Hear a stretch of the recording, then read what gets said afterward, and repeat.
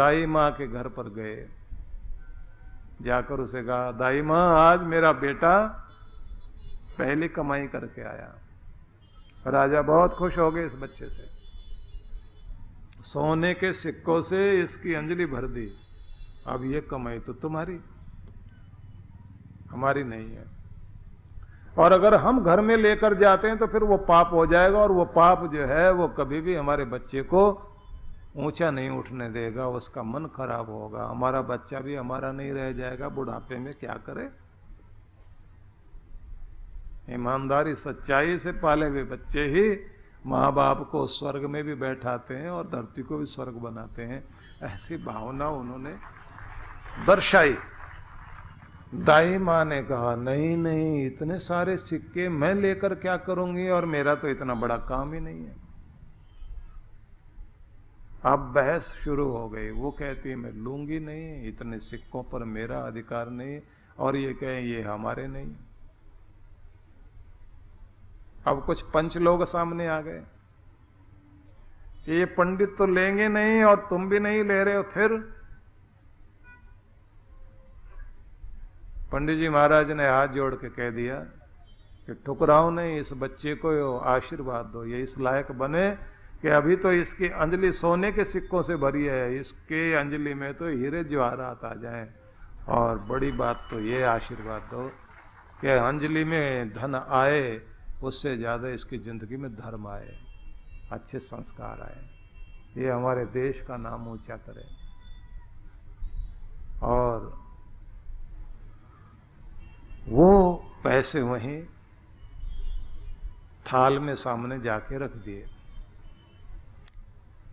अब दाई मां भी क्या करती, उसने भी घर में नहीं रखे। उसने सरपंचों को सबको आवाज दे करके कहा कि ये पैसे मेरे घर में नहीं जाएंगे और राजा के पास भी नहीं जाएंगे। हमारे इस नगर में एक तालाब की जरूरत है जिससे सबको पानी की जरूरत पूरी हो जाए। तो तालाब बनेगा और सब लोगों को साथ देना चाहिए। तो सब लोग मिल गए, महीनों लग गए, एक बड़ा तालाब बना और उसके बाद उसका नामकरण हुआ। तो नामकरण उस बच्चे का नाम शंकर देव था, उसके नाम पर नहीं रखा गया, उसका नाम है दाई का तालाब। दाई का तालाब इस दाई ने बनवाया। तो स्वर्ग पक्का है ना उनका, उन्होंने तो धरती पे स्वर्ग बना लिया। क्या लेकर जाएगा आदमी धरती से? कुछ करो। कि कोई आया था, कुछ करके गया है, कुछ देकर गया है, कुछ बनाकर गया है, जिंदगी को कुछ ढंग से जी कर गया है।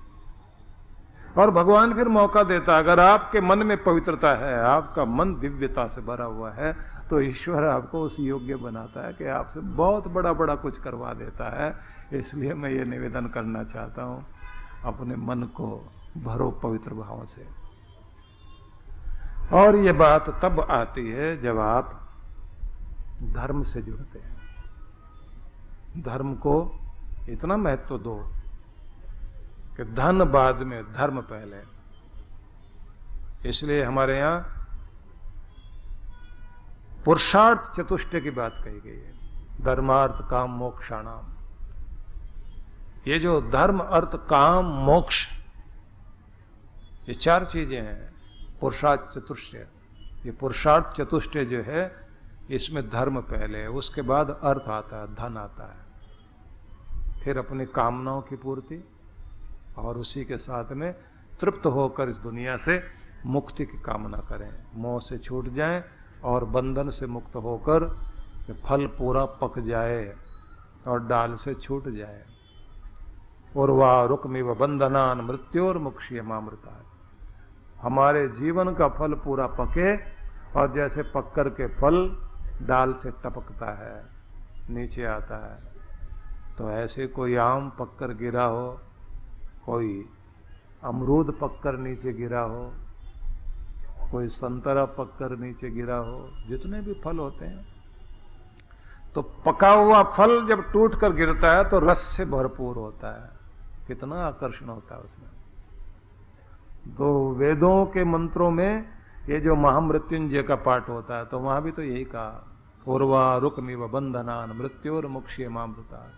मैं भी पककर छूट जाऊं भगवान, कच्ची अवस्था में दुनिया से न जाऊं, पकूं, पूरी आयु भोगूं, लेकिन पककर छूटूं, मिठास हो जीवन में, कुछ करके जाऊं, कुछ देकर जाऊं, पुण्यों की पूंजी साथ लेकर जाऊं। मृत्योर मुक्ष्य मामृतात, मुझे मौत से, दुख से, बार बार जन्म लेने के, कष्ट भोगने के चक्कर से छुड़ा देना, लेकिन अपनी अमृत में गोद से कभी दूर मत करना। मैं आपकी गोद में समाहित हो जाऊं। वेदों में एक मंत्र है, यत्र ज्योति रजस्रम यस्मिन लोकेश्वर हितम तस्मिन माम ध्येहि पवमान अमृत लोके अक्षिते इंद्रा एंदो परिश्रव। उस लोक में लेकर चल तो मुझे, जहां अमृत है, जहां स्वर्ग है, और जहां तेरी ज्योति प्रेम की जगमग हो रही है, उस अमृत लोक में भगवान मुझे लेकर चल।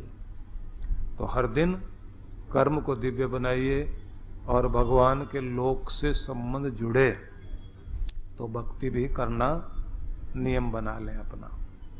भक्ति के लिए पहले तो ये समझें कि अपने अंतर में जाने की आदत बनाएं। मतलब नाम जपते जपते ध्यान टिक जाए। मन की चंचलता में उसकी कमजोरी है और मन की शक्ति के लिए मन का स्थिर होना आवश्यक है। और बुद्धि की शक्ति तब बढ़ती है जब बुद्धि से आप उलझने सुलझाना शुरू करें और वो क्षमता विकसित करते रहें कि उलझने सुलझाई जाएं, और नहीं तो बैठे बैठे धागे सुलझाना शुरू करो,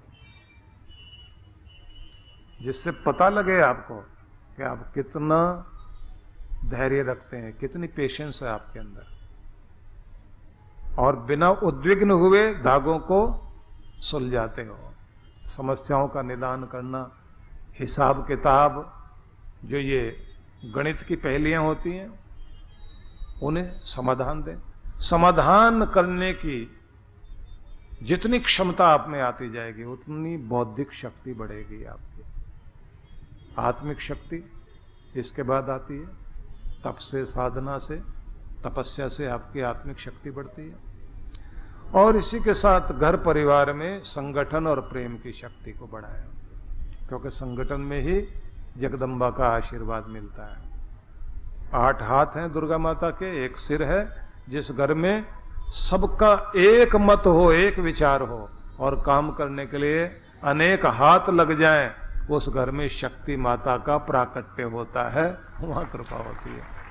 और जहां रावण के सिर की तरह से बातें करने वाले तो मगजमारी करने वाले 10 और करने वाला कोई भी नहीं, दूसरे को इशारा करें, तुम करो मैं नहीं करूंगा, मुझे क्यों काम बताते, मैं फालतू आदमी हूं क्या, तो उस घर में कोई बरकत नहीं, तरक्की नहीं होती। तो प्रेम, संगठन, शांति की कामना और श्रद्धा की संपत्ति को बढ़ाना, तो इन दिनों ये मांगना चाहिए। और ध्यान, ये एक बड़ी शक्ति है। काम करते हुए ध्यान, मतलब कोई भी काम ध्यान पूर्वक करना, रस लेकर करना, रुचि लेकर करना, मन टिकाकर करना। भजन में, जपन में, पाठ में, पूजा में, यज्ञ में, याग में, सेवा में, सब में आप पूरा मन लगाओ। और सांसारिक कार्य करते हैं उसमें भी मन को खंडित मत करो। देखिए आपके यहाँ परंपरा है, तिलक लगाते हैं ना, कुमकुम का, रोली का, तो वो प्रेम का प्रतीक, भक्ति का, प्रेम का प्रतीक। और चावल मन का प्रतीक। कैसे? रोली बनती थी, हल्दी, हल्का सा चूना मिलाकर रोली तैयार करते थे। दोनों को मिला दिया, एकदम हल्दी का रंग बदल गया तो लाल रंग हो गया, तो उसे प्रेम का और एकता का रंग माना गया है। जो हरदी जर्दी तजे तजे सफेदी चून, प्रीति वही सराइये, मिले होत रंग दून। वही प्यार सराया जाएगा जो दो मिले एक हो जाए और रंग दुगना आ जाए, बस वही प्यार है।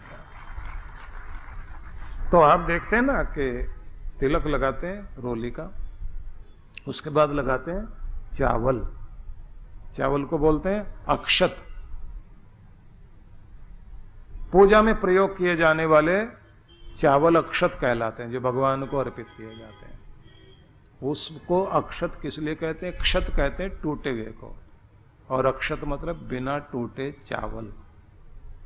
तो बिना टूटे चावल निकाल के रखने चाहिए। उसका क्या मतलब होता है? भगवान को तिलक लगाया और अक्षत, तो ये मन का प्रतीक है। सफेद चावल, स्वच्छ मन, और बिना टूटे चावल, खंडित मन नहीं, टूटा हुआ नहीं, आधा मन भगवान को और आधा मन दुनिया को, ऐसा नहीं। मैं पूरा मन तुझे अर्पित कर रहा हूं, तो वो चावल लगाए जाते हैं कि भगवान मैं तेरा होकर आया हूं, इस समय बटा हुआ नहीं हूं, टूटा हुआ नहीं हूं, मैं पूरा ध्यान तेरी तरफ लगाए हुए हूं, मेरी पूजा को स्वीकार कर। ऐसे आप जो है तिलक लगाते हैं। टूटे हुए मन को, खंडित मन को, बटे हुए मन को पूजा में लगाइए, सफलता नहीं मिलती। तो नियम इसका एक है कि जब आप पूजा करें, खो जाइए उसमें, तल्लीन हो जाइए, डूब जाइए, ऐसे हो जाएं जैसे दो लहरें मिलकर एक हो जाती हैं। भगवान की लहर में समाहित होकर बैठिए, आपका ध्यान भगवान के चरणों में रहे, होश ही ना रहे अपने कहां बैठे हुए हैं, तो आशीर्वाद मिलना शुरू हो जाता है। निवेदन ये सभी से, दो तीन बातें जरूर ध्यान में रखना जब पूजा करने बैठो तो। एक तो मूड बना के बैठिए। मूड बनाना क्या होगा? भगवान की भक्ति के लिए मनोदशा तैयार करना। उसकी कृपाओं को याद करो, उसकी मेहर को याद करो, उसकी दया को याद करो, उसने कहां कहां कैसे कैसे बचाया, कैसे कैसे मेहर की।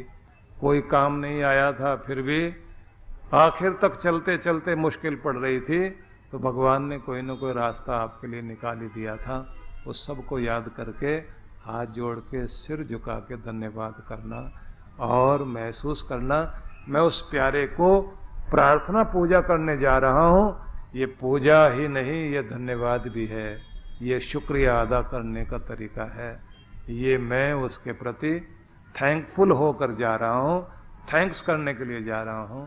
तो ऐसा मन में भाव बनाए, और वो दाता जो मेरी झोलियां भरता है, देते हुए के हाथ नहीं दिखाई देते, पर जो कुछ भी मेरे पास है सब दिया तो उसी ने है।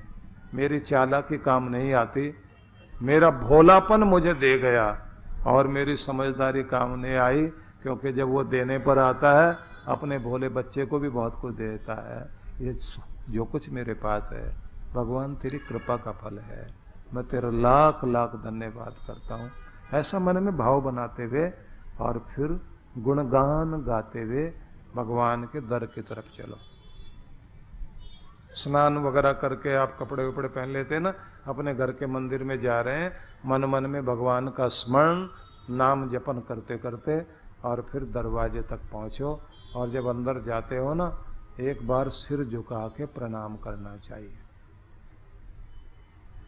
साष्टांग प्रणाम करने की तो अब आदत ही नहीं रही है, क्योंकि वहां भी जाके बैठते हैं तो लोग या तो ऊंची पीढ़ी ढूंढेंगे या कुर्सी पे बैठेंगे, नीचे बैठ ही नहीं पाते बेचारे। साष्टांग प्रणाम कर भी ले तो उठाने वाला नहीं मिलेगा कोई, हालत ही खराब है ना। घुटनों के बल झुककर प्रणाम कर सकें, स्थिति नहीं रही, तो भी तन से भी मन से भी झुकिए तो सही, नतमस्तक हो, विनम्र हो, आभार व्यक्त करें भगवान का, और वहां बैठकर अभी पूरी तरह तवा गरम नहीं हुआ, मतलब मूड तो बना लिया, भाव विभोर नहीं हुए, पिघले नहीं, अभी लिक्विड फॉर्म में नहीं आए अभी, तो क्या करें, पिघलना जरूरी है। तो कोई अच्छा सा भजन की पुस्तिका रखिए ना, जो प्रार्थना गीत होते हैं, प्रार्थना वाले भजन, वो वाले नहीं, मां मुरादे पूरी कर दे हलवा बांटूंगे, वो नहीं, इच्छा पूरी कर फिर हलवा लेकर आऊं, नहीं। वहां जब आप कहोगे, हृदय आपका गा रहा हो, भाव विभोर होकर कोई भजन गाना, भजन गाते गाते जब आप बिल्कुल विभोर हो जाएं, विभोर अवस्था में, उसके बाद आप उसकी स्तुति करना शुरू करिए, तो आपको भक्ति का आनंद मिलेगा, आशीर्वाद मिलता महसूस होगा, आपको खुद लगेगा आज की पूजा स्वीकार हुई है। बैठता रोज हूं, लेकिन आज मेरे फूल उसके चरणों तक पहुंचे हैं, आज उसने स्वीकार किया, आपका दिल गवाही देने लग जाएगा। तो ये एक तरीका हुआ।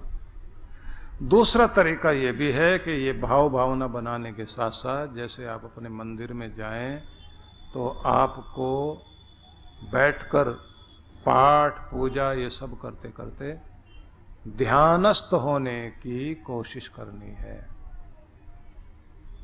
इसके लिए क्या करते हैं, पहले अल्फा लेवल में पहुंचिए, मस्तिष्क के जो तरंगे हैं, जब शांत अवस्था में आप हो जाते हैं, तब जैसे ईसीजी करते हैं ना, तो हृदय की तरंगों को नापा जाता है, उसको बोलते हैं ईसीजी, और मस्तिष्क की तरंगों को जब नापते हैं तो उसको बोलते हैं ईईजी।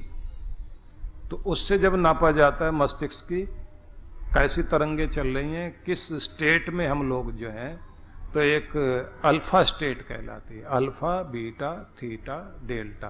परम पूज्य श्री सुधांशु जी महाराज एवं डॉक्टर अर्चिका दीदी के पावन सानिध्य में गरीबी रेखा से नीचे जीवन यापन कर रहे अनेक बच्चे जो बेकार घूम रहे हैं अथवा कचरा बीनने का कार्य कर रहे हैं, ऐसे बच्चों को समाज की मुख्य धारा से जोड़ने के लिए फरीदाबाद में ज्ञानदीप विद्यालय की स्थापना की गई है। बच्चों को शिक्षा, भोजन एवं वस्त्र जैसी सभी सुविधाएं निशुल्क उपलब्ध कराई जा रही हैं। बेटियां किसी क्षेत्र में पीछे न रह जाएं, इस उद्देश्य से ज्ञानदीप में बालिकाओं की संख्या अधिक रखी गई है। बच्चे समाज और देश का भविष्य है।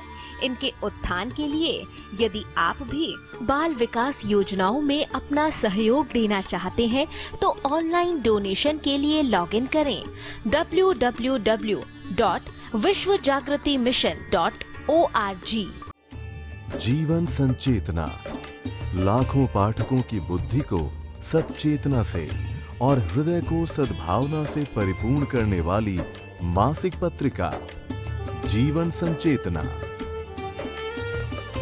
ये देववाणी है परम पूज्य श्री सुधांशु जी महाराज के उपदेशों को पढ़ने एकमात्र समान उपयोगी मासिक पत्रिका जीवन संचेतना। सदस्यता शुल्क भारत में,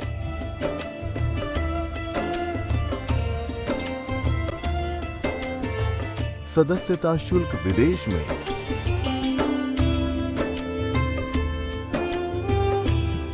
यदि आप जीवन संचेतना की सदस्यता प्राप्त करना चाहते हैं तो इस पते पर संपर्क करें।